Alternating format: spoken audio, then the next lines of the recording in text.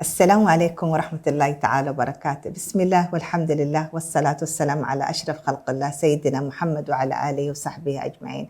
أهلا وسهلا ومرحبا بكم أعزائي المشاهدين والمشاهدات في الحلقة الثانية من برنامجنا من هنا نبدأ، اللي هي نواصل فيها هذه الحلقة ما بدأناها في الحلقة السابقة، اللي هي موضوع الراحة النفسية وأهمية الراحة النفسية، وتحدثنا يمكن ذكرنا كثير من الأمثلة والنماذج والقصص اللي تعكس لنا أهمية هذه الراحة النفسية وكيف تؤدي إلى استقرار الأسرة في المقام الأول واستقرار المجتمع بشكل عام. فنحن جزء لا يتجزأ من المجتمع، الأسرة هي نواة صغيرة تكون هذا المجتمع، فإذا صلحت هذه الأسرة بالتالي يصلح هذا المجتمع. الآن نأتي في هذه الحلقة لأشياء عملية. إحنا دائما أفضل أنه إذا تناولت في الجزء الأول الجانب النظري أو المواضيع العامة ما يتعلق بتعريف الموضوع، لكن في الجانب الحلقة الثانية دائما أحب أن أركز على ما هي المهارات، ما هي الأدوات. يا دكتور أعطينا بعض الطرق اللي نحن من خلالها ربما نحن لا نعرف عنها الكثير. نبدأ الآن.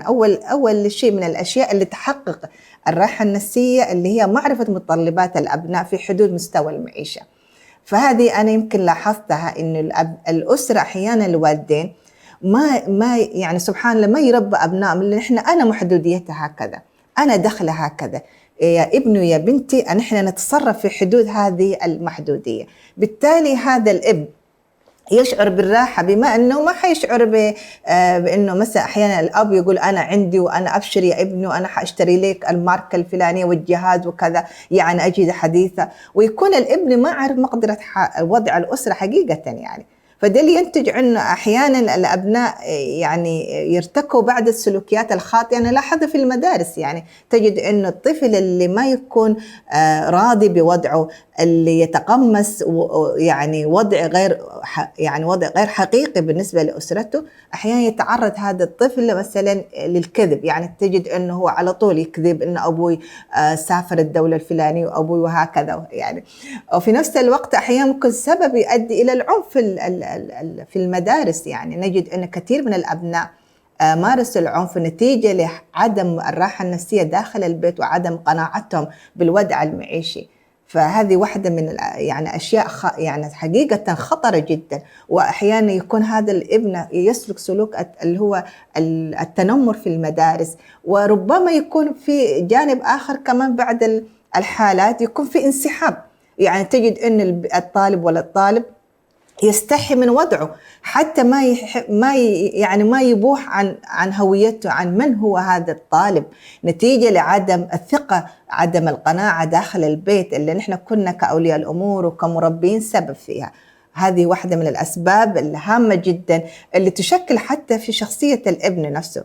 التمرد الأبناء على وضعهم، عدم قناعتهم، بيؤدي حقيقة إلى إنشاء جيل معاق.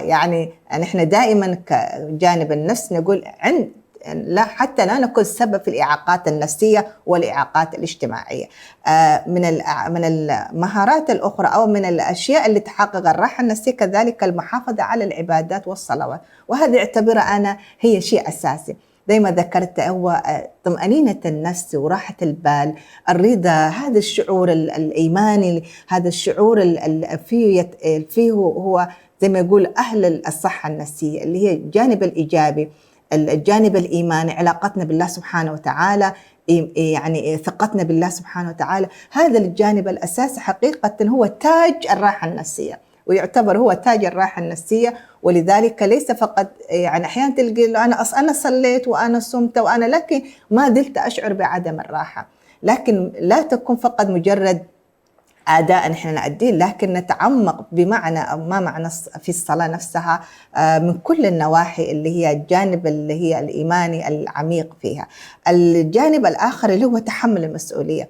عدم الراحة النفسية ينتج نتيجة لعدم تحمل المسؤولية. مثلا إذا كان نأخذ مثلا الأب أو الأم، إذا كانت الأم الزوجة لا تقوم بدورها هي كأم، والزوج كذلك، حيحصل إنه في صراع، في مشاكل، في خلافات. البيت يتحول إلى بؤرة من الخلافات، من عدم التوافق، لأنه ما كل واحد يعني كل واحد لو يقوم بدوره، كلكم راعي كلكم مسؤول عن رعيته.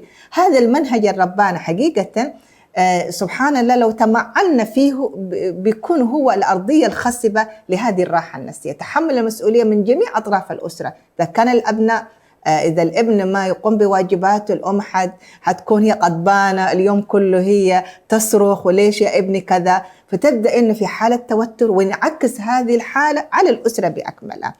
نأتي للجانب الآخر اللي هو التقلب على التوتر، اللي هي الحالة النفسية المزاجية المتقلبة. نحن بإمكاننا ندرب نفسنا. في كثير من الأمثال أنا كنت أضرب مثل للطالبات عادة وأنا أعمل مرشدة نفسية في المدارس، كنت أقول لهم ما رأيكم في هذا اللاعب المشهور واللي عايز مثلا يكون لاعب إذا كان في الكاراتيه في غيرها، كم يحتاج من الوقت للتدريب؟ تقول لا يحتاج وقت يا دكتور، يحتاج زمن حتى هذه العضلات تكون قوية ويستطيع أن يكون لاعب مشهور. هكذا النفس كذلك، يعني احنا نحتاج أن ندرب أنفسنا، نحتاج أنه بشكل مستمر، يعني سبحان الله، يعني بالتدريب العلم بالتعلم والحلم بالتحلم.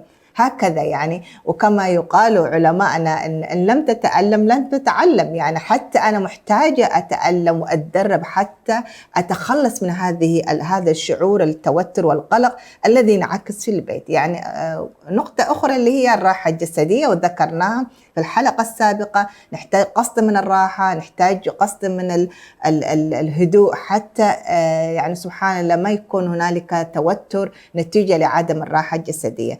التحلي بالإيجابية، وهذه دائما نحن ننادي بها، والآن العالم كله يتحدث وكل النظريات عن علم النفس الإيجابي. دائما نحن نكون إيجابيين، نظرتنا دائما نقدم الحلول، نجد الحلول في لب المشاكل، دائما نحول المشاكل إلى تحديات. فهذه الروح الإيجابية، هذه الروح اللي تتسم بها نحن بحاجة ماسة إليها. حاجة نحن في هذا الزمان، يعني احنا نعيش في وقت، يعني حقيقة كنت أقول يعني سبحان الله، نسأل الله أنه ربنا إن شاء الله يؤجرنا على تنقلنا وعدم استقرارنا، والكل يمكن اللي يشاهدونا واللي يسمعونا كم مننا عاش مستقر في مجتمعه وفي وطنه مع هذه كل التحديات والابتلاءات. نحن بحاجة أن احنا نتعلم، بحاجة أن نكون إيجابيين، حتى يعني سبحان الله نخفف على أنفسنا من الضغوطات الحياة واللي دائما يمكن تحدثنا عنها كثير. نحن بإمكاننا أن نحول هذه الأجواء الغير مريحة، أن نجد في داخلها يعني كثير من الأشياء اللي تكون إيجابية. والله سبحانه وتعالى إن مع العسر يسر، دائما سبحان الله، يعني العسر يعني دائما يجد يسر، واليسر دائما أكثر.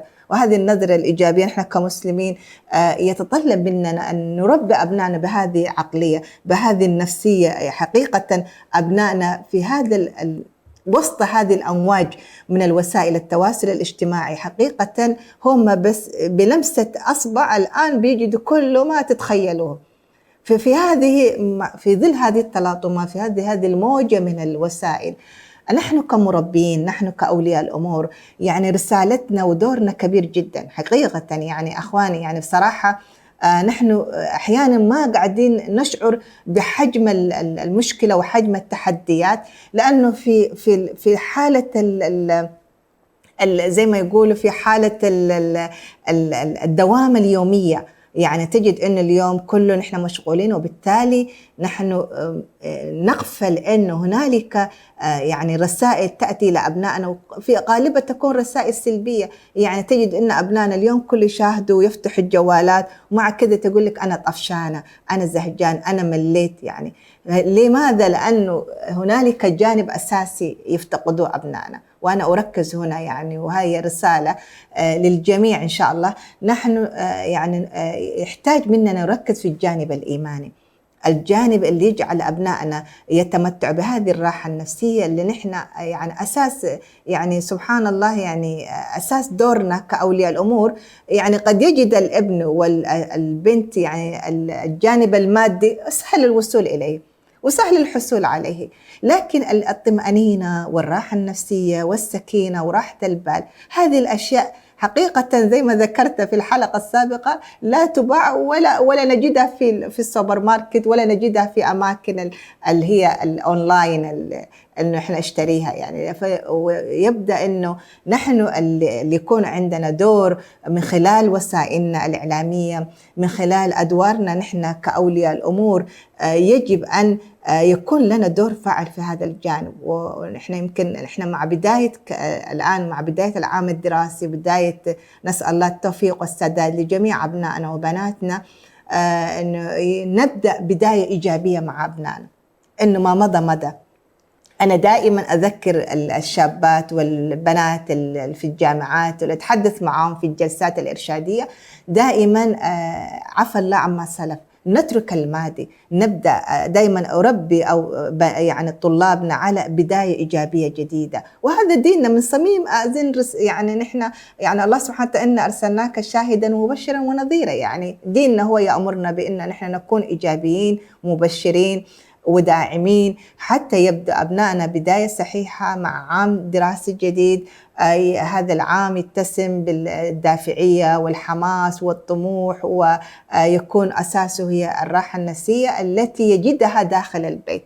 صدقوني يعني دائما هذه كل النظريات وكل الدراسات النفسية أثبتت أنه الإنسان اللي يجد راحة نفسية، الإنسان اللي يعيش داخل البيت مستقر آمن، دايما يتسم بالثقة بالنفس، يتسم يعني بالسمات الجيدة للشخص، إنه هو يكون إنسان شجاع، إنسان لا يخشى في الحق لومة لائم، يكون صادق مع نفسه ومع غيره، وبالتالي يكون نموذج طيب في المجتمع. حقيقة هذه هي الرسالة اللي أحببنا نحن من خلال هذا الموضوع وهذه الحلقات وخلال برنامجنا بشكل عام نرسل للجميع، يعني للأسر، لأولياء الأمور، للمعلمين، للمربين، للمرشدين، للعاملين في هذا المجال. وهي رسالتنا، وهي يعني زي ما يعني كما يقال يعني إنه نحن يعني الله سبحانه استخلفنا في هذه الأرض لإعمارها،